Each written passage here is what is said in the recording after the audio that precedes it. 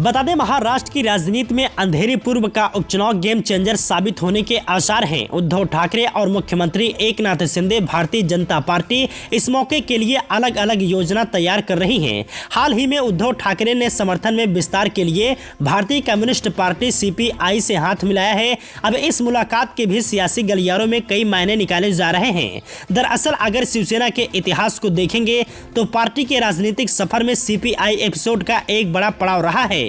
कहा जा रहा है कि उद्धव अभी तक की सबसे बड़ी चुनौती का सामना कर रहे हैं। ऐसे में वह समर्थन जुटाने के लिए शिवसेना के पारंपरिक जनाधार के आगे जाने की भी तैयारी कर रहे हैं। यह भी साफ है कि इसके लिए वह राजनीति के ऐसे वर्गों से भी मिल रहे हैं जिनके रिश्ते शिवसेना से कभी तल्ख रहे थे।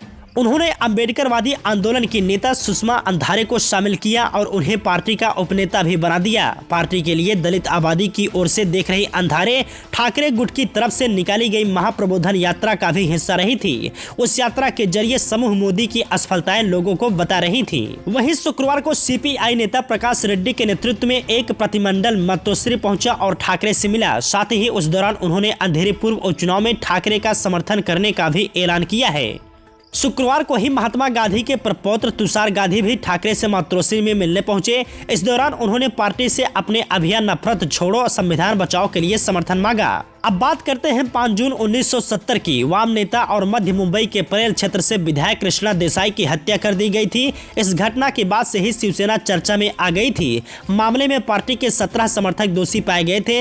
अब यह सब जारी था कि इसके बीच अक्टूबर 1970 में हुए उपचुनाव में शिवसेना उम्मीदवार बामन राव महाडिक ने देसाई की पत्नी सरोजनी को हरा दिया। खास बात यह है कि यह पहली बार था जब शिवसेना महाराष्ट्र विधानसभा पहुंची थी। इसके साथ ही राज्य की राजनीति में दिवंगत बाल ठाकरे की पार्टी का कद बढ़ने लगा।